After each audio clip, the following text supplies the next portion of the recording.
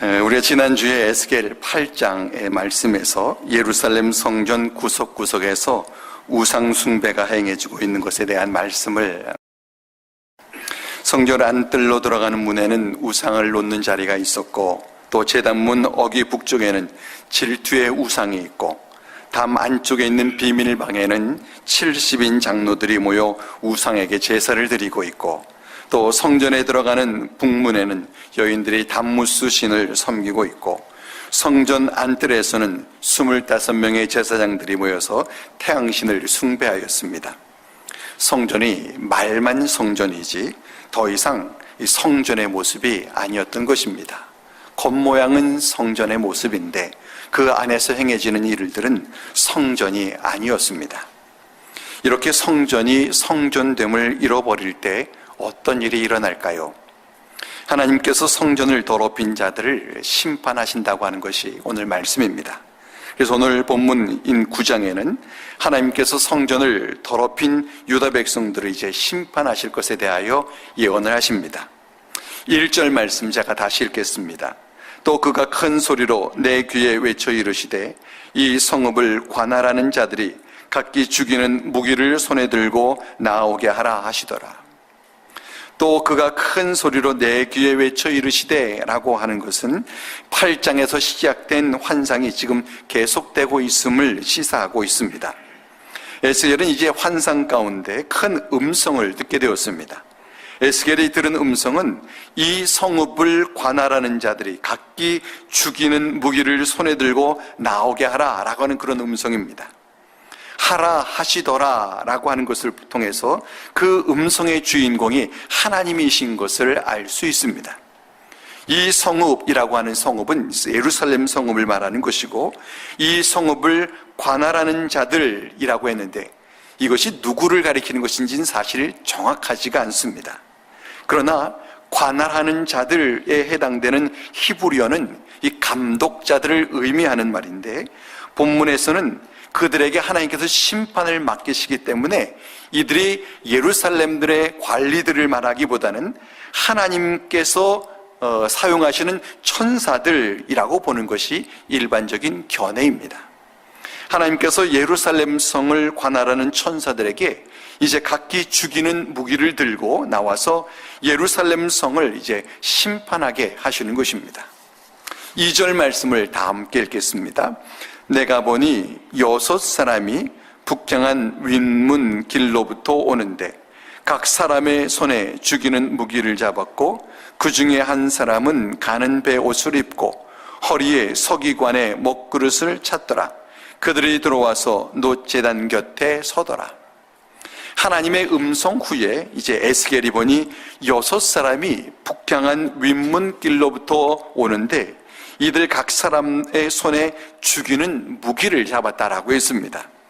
그리고 그 천사들 중에 한 사람은 가는 베옷을 입었고 허리에는 서기관의 먹그릇을 찼다고 했습니다. 허리에 차는 먹그릇은 먹물을 담은 뿔 모양을 말합니다. 당시 서기관들이 먹물을 담은 뿔을 허리에 차고 다니면서 그때그때마다 필요한 것들을 기록했다고 합니다.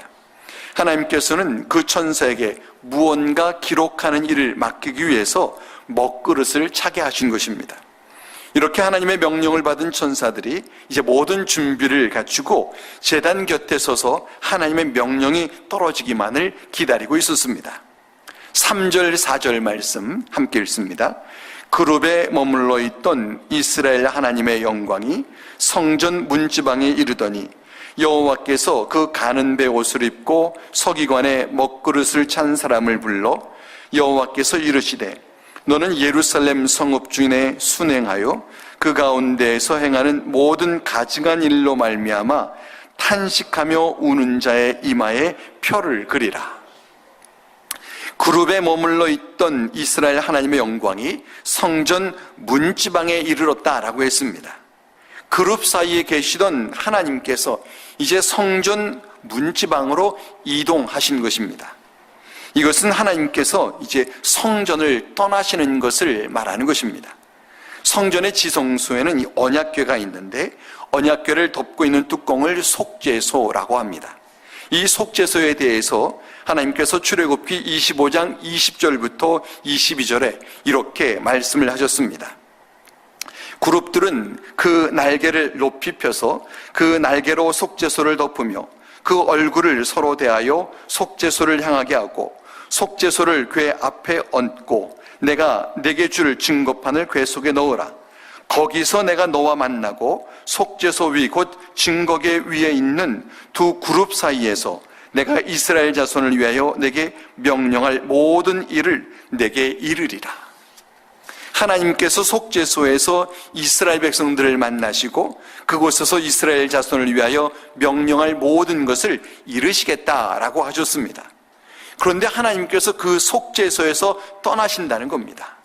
더 이상 저들을 만나지 않으시고 저들에게 말씀하지도 않겠다라고 하는 겁니다.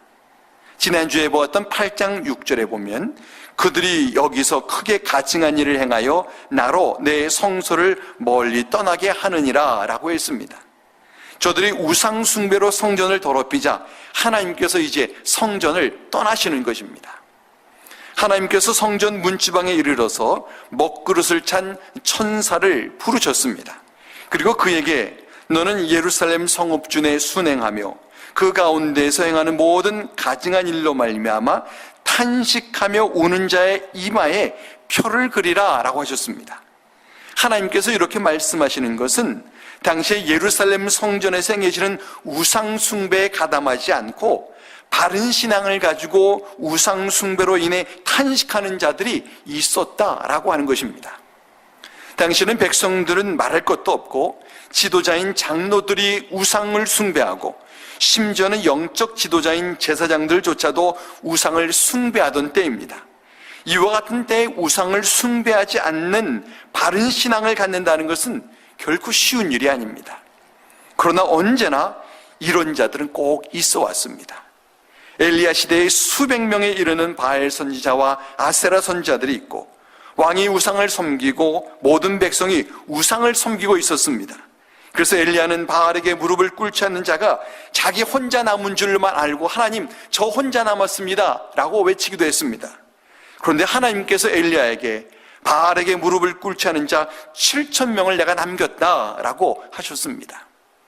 이처럼 하나님께서는 언제나 바른 신앙을 잃지 않은 자들을 남기십니다. 우상 숭배가 들끓던 구약 시대에도 그랬고 기독교에 대한 박해가 극에 달했던 초대교회 때에도 그랬고 오늘날에도 그렇게 하십니다. 예수 믿으면 죽임을 당하는 이슬람권에도 예수 믿는 자들이 남아있고 예수 믿으면 쥐도새도 없이 모르게 붙잡혀가는 북한에도 숨어서 신앙을 지키는 사람들이 있습니다. 이처럼 하나님을 섬기는 신앙은 결코 끊어지지 않는다는 겁니다. 왜냐하면 하나님께서 살아계셔서 이 남은 자들을 두시기 때문입니다. 그래서 하나님께서는 서기관의 먹그릇을 찬 천사에게 예루살렘 성읍 중에 가증한 일로 탄식하며 우는 자의 이마에 표를 그리라고 했습니다. 그들의 이마에 표를 그리는 이유는 그들이 심판 가운데서 죽임을 당하지 않게 하시기 위함입니다. 마치 이스라엘 백성들이 출애굽할 때에 문설주에 양의 피를 바른 집에는 죽음의 사자가 넘어가서 장자가 죽임을 당하지 않은 것과 같습니다. 5절과 6절 말씀 다 함께 읽겠습니다. 그들에 대하여 내 귀에 이르시되 너희는 그를 따라 성읍 불쌍히 여기지 말며 긍휼을 베풀지 말고 쳐서 늙은 자와 젊은 자와 처녀와 어린이와 여자를 다 죽이되 이마에 표 있는 자에게는 가까이 하지 말라. 내 성소에서 시작할지니라 하시매 그들이 성전 앞에 있는 늙은 자들로부터 시작하더라. 하나님께서 죽은 천사들에게 하시는 말씀입니다. 저들이 이마에 표시를 하는 천사를 따라서 성읍을 다니면서 사람들을 불쌍히 여기지 말고 긍휼을 베풀지도 말고 늙은이와 젊은 자와 처녀와 어린아이와 여자들 모두 죽이라고 하셨습니다. 그러나 이마에 표 있는 자에게는 가까이 하지 말라 했습니다. 모든 사람들을 다 죽이되 이마에 표시가 있는 자들, 우상숭배로 인해 탄식하며 바른 신앙을 위해서 우는 자들, 그들은 죽이지 말라고 말씀하신 것입니다. 이처럼 하나님께서는 심판하는 천사들로 하여금 우상숭배하는 모든 자들은 죽이게 하시고, 우상숭배 바른 신앙을 지키게 하는 자들은 그런데 그 일을 천사들은 성전 앞 자들부터 죽이기를 시작했다. 성전 앞에 있는 늙은 자들, 이들이 누구인지 정확히는 알 수 없지만 앞에 있는 이라고 하는 이 수식을 붙인 것을 보면 성전 일을 보는 제사장들이 아닐까라고 하는 것이 해석입니다. 성전을 거룩하게 지키지 못한 1차적인 책임이 먼저는 제사장들에게 있다는 겁니다. 왜냐하면 저들이 성전에서 하나님을 섬기는 일을 하는 자들이기 때문입니다. 우상 숭배에 대하여 누구보다 먼저 앞장서서 막았어야 할 사람이 바로 제사장들입니다. 책임이 클수록 그에 대한 심판도 그만큼 크기 마련입니다. 영적 문제에 대하여 제일 민감해야 할 사람이 바로 영적 지도자입니다. 어떤 공동체이든지 그 공동체의 수준은 지도자의 수준과 정비례할 수밖에 없습니다. 따르면 공동체 구성원들도 바른 삶을 살 가능성이 많이 있고, 지도자가 타락하면 자연히 공동체의 구성원들도 타락하게 될 가능성이 무척 높습니다. 영적인 문제에 있어서는 언제나 그렇고 더욱더 그렇습니다. 이것은 이스라엘의 역사를 보거나 어느 시대 어느 나라의 교회사를 보아도 그렇습니다. 그래서 교회는 영적 지도자가 바로 서는 것, 그것을 위해서 바로 서는 것이 곧 자신의 영적 문제다라고 하는 것을 알고 기도해야 합니다. 어느 대형 교회의 담임 목사 세습 문제로 한참 시끄럽습니다. 그 교회가 속한 교단법에 교회 세습 금지 조항이 있습니다. 그래서 그 교회 목사는 자신의 아들을 그 교회 후임 담임 목사로 바로 세우지를 못하고 다른 교회의 담임 목사로 보내고 그 교회와 합병하는 방법을 통해서 교회 세습을 하려 하고 있습니다. 이것을 놓고 한국의 교회들이 그 교회를 비난하고 있습니다. 아버지 목사가 있는 교회와 이 아들 목사가 있는 교회의 교인들은 두 교회가 합병을 하는 것을 전혀 문제시하지를 않고 있다는 겁니다. 두 담임 목사님이 두 교회의 합병에 아무런 문제가 없다라고 설명을 하니 교인들은 그런 줄 알고 그렇게 알고 있는 겁니다. 사실 영적인 문제는 지도자 한 사람만의 문제일 수는 없습니다. 지도자가 그렇게 되는 데에는 사실 옆에서 부추기거나 맹목적으로 따르는 자들이 늘 있기 마련입니다. 먼저는 지도자가 깨어 있어야 하지만 지도자의 곁에서 돕는 자들도 영적으로 깨어 있어야 합니다. 교회로 말한다면 장로님들을 비롯해서 권사님들, 안수집사님들, 이와 같은 항종직 직분자들이 영적으로 깨어 있어야 합니다. 영적으로 깨어 있기 위해서는 어떻게 해야 할 것 같습니까? 말씀을 늘 묵상하면서 말씀 속에서 하나님의 뜻이 무엇인가 바로 잘 찾아야 합니다. 하나님께서 무엇을 원하시는지, 무엇을 기뻐하시는지 하는 것을 말씀을 통해서 알아야 합니다. 말씀이 아니고 다른 데서 나온 말들은 다 잘못될 가능성이 다 농후히 있습니다. 비록 그 말이 목사의 말이라 할지라도 말씀 속에서 나온 말이 아니라면 그 말에도 얼마든지 잘못된 소지가 많이 있다고 하는 것입니다. 말씀에 근거해서 하나님의 뜻을 알아야 하고 그 뜻에 따라서 또 기도해야 합니다. 지금 한국의 교회 세습으로 문제가 되고 있는 교회가 기도를 대단히 열심히 하는 교회입니다.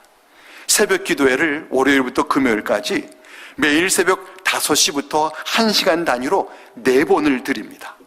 토요일에는 새벽 기도를 3차례를 드리고요, 주일날에도 새벽 기도를 드립니다. 얼마나 열심히 기도회를 하는지 모릅니다. 그리고 새벽 기도회 때마다 교회의 합병이 잘 이루어지기를 위해서 저들이 간절히 기도하고 있습니다. 그러나 이 교회는 먼저 교회 합병이라고 하는 것이, 이 교회 합병을 통해 교회 세습하는 것이 하나님의 말씀에 근거해서 옳은 것인지, 또 그것이 하나님께서 기뻐하실 일인지를 말씀을 통해서 알아야 합니다. 말씀을 묵상하지 않는 기도 열심, 그것이 오히려 영적으로 잘못될 수도 있다라고 하는 것입니다. 말씀 묵상 없는 기도는 욕심에 찬 기도가 될 수도 있다고 하는 것입니다. 7절 말씀을 다 함께 읽겠습니다. 그가 또 그들에게 이르시되 성전을 더럽혀 시체로 모든 뜰에 채우라. 너희는 나가라 하시매 성읍 중에서 치더라. 하나님께서 심판하시는 천사들에게 말씀하시기를 너희는 성전을 더럽혀 뜰을 채우라 하셨습니다. 율법은 시체를 부정한 것으로 여깁니다. 그래서 하나님 앞에 나가는 제사장은 시체와 접촉하면 안 되고, 다른 사람도 시체를 접촉하면 정결하게 되기까지 정해진 시간 동안 성전에 들어갈 수가 없습니다. 그런데 하나님께서 성전을 더럽혀 뜰을 채우라고 하십니다. 그렇게 하시는 이유는 성전이 우상 숭배로 이미 더럽혀졌기 때문입니다. 그 성전이 산자를 위한 것이 아니라 죽은 자들을 위한 것이 되었다라는 상징적으로 보여주는 것뿐만 아니라 이제 이 성전이 이만큼 더러워졌다라는 것을 시체를 통해 보여주는 것입니다. 우상 숭배로 더럽혀진 성전은 더 이상 성전이 아니라는 것을 선언하시는 것과 같습니다. 그래서 천사들은 하나님의 명령에 따라 나가서 성읍 중에서 만나는 자들을 쳐서 죽였고 성전들을 시체로 채웠습니다. 8절 다 함께 읽습니다. 그들이 칠 때에 내가 홀로 있었느니라. 엎드려 부르짖어 이르되 아하 주 여호와여, 예루살렘을 향하여 분노를 쏟으시오니 이스라엘의 남은 자를 모두 멸하려 하시나이까. 천사들이 나가서 사람들을 칠 때에 에스겔이 혼자 있었는데 그가 엎드려서 부르짖기를 주 여호와여, 예루살렘을 향하여 분노를 쏟으시오니 이스라엘의 남은 자를 모두 멸하려 하시나이까 라고 했습니다. 천사들이 예루살렘 거민들을 죽이는 것을 보니 이러다가 이스라엘의 남은 자가 하나도 없겠다라고 생각하게 된 것입니다.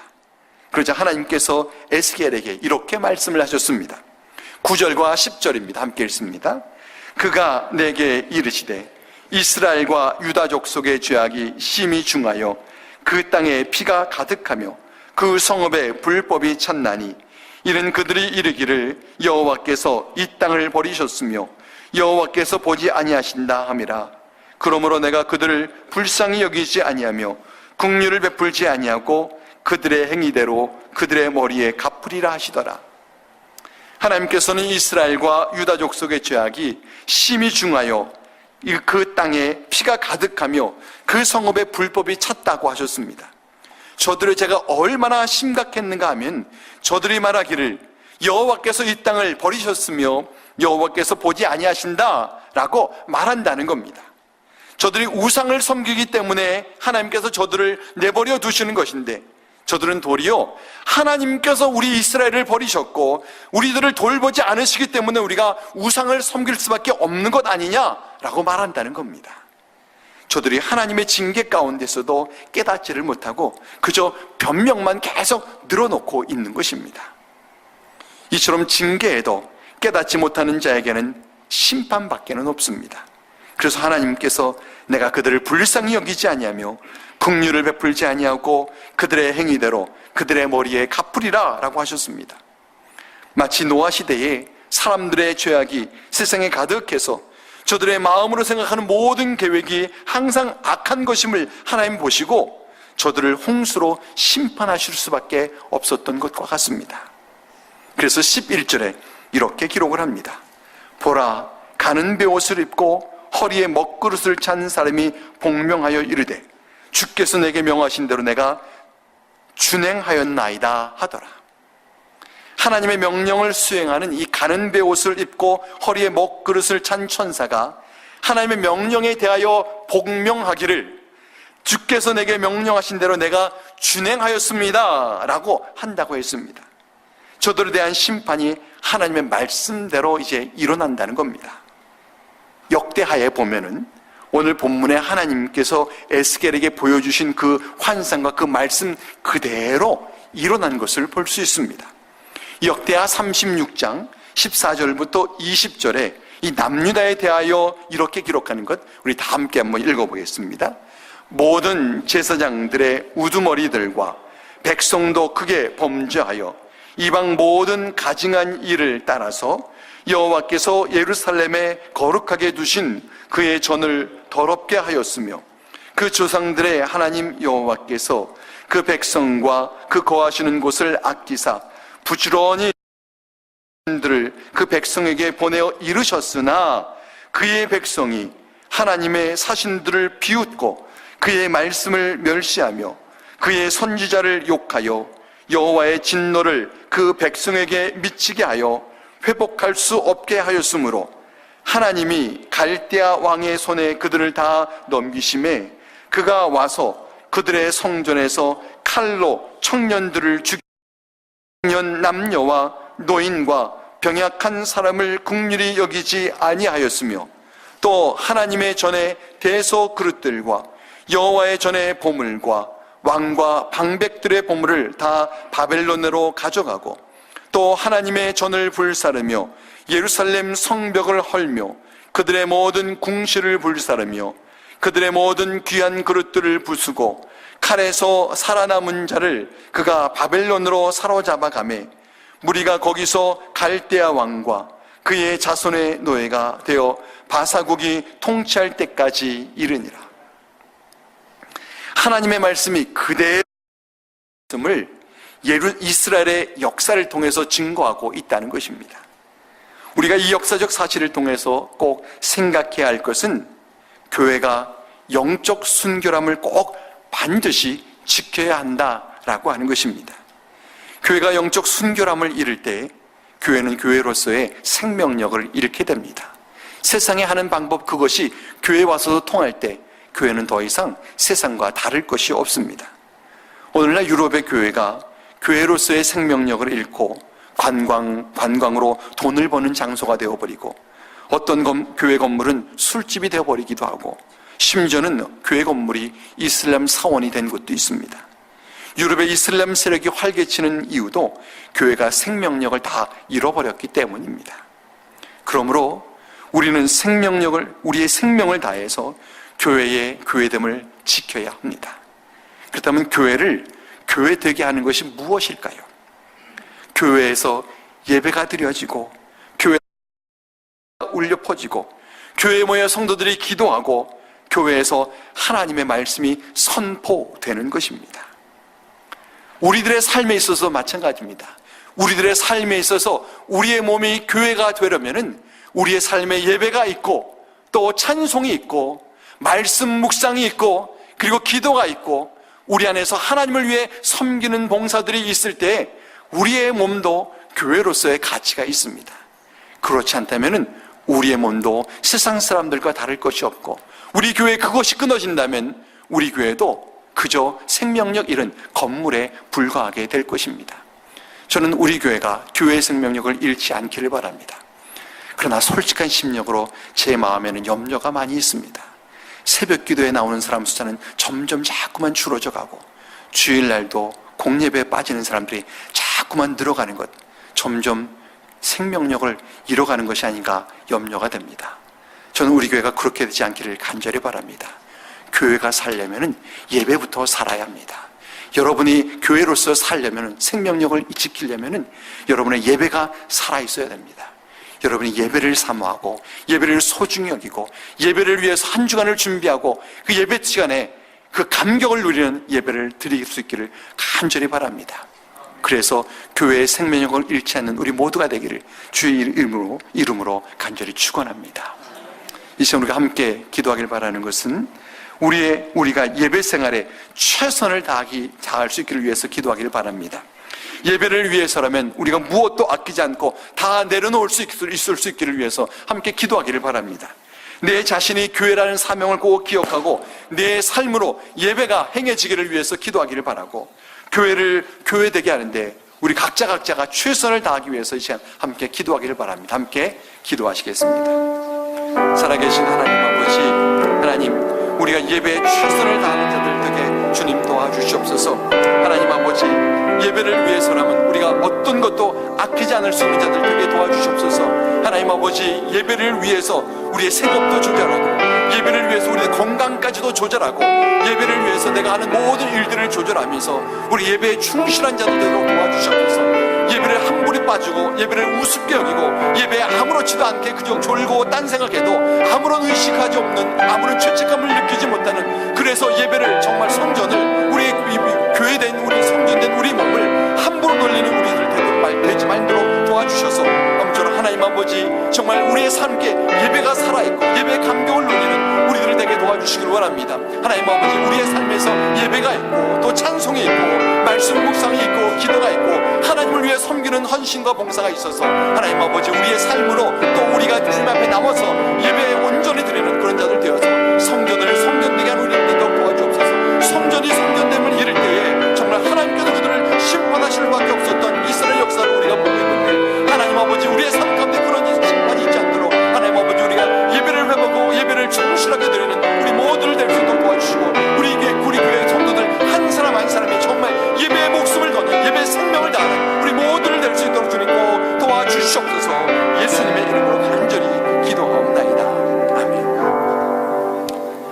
살아계신 하나님 아버지, 성전이 성전됨을 잃어버릴 때에 하나님께서 택하신 이스라엘 백성들이라도 심판하실 수밖에 없고 저들 저 심판의 나락으로 떨어뜨려서 고생을 하는 가운데 우리 하나님을 예배하는 것이 얼마나 소중한 것인가를 비로소 깨닫게 하시는 우리 하나님의 그 안타까운 마음을 우리가 알게 하셔서 하나님 우리로 하여금 예배를 소중히 여기고 이 교회가 교회되게 하고 성전된 우리의 몸이 성전되게 하는 우리들의 삶이 될 수 있도록 주님 꼭 도와주시옵소서. 예배를 삼하고 예배를 위해 준비하고 예배의 감격을 누리기 위해서 우리가 매수고 노력하는 가운데 우리 안에 정말 예배가 감격으로 누려지고 교회를 교회되게 하는 아름다운 역사들이 꼭 일어나도록 역사하여 주옵소서. 예수님의 이름으로 간절히 기도하옵나이다. 아멘.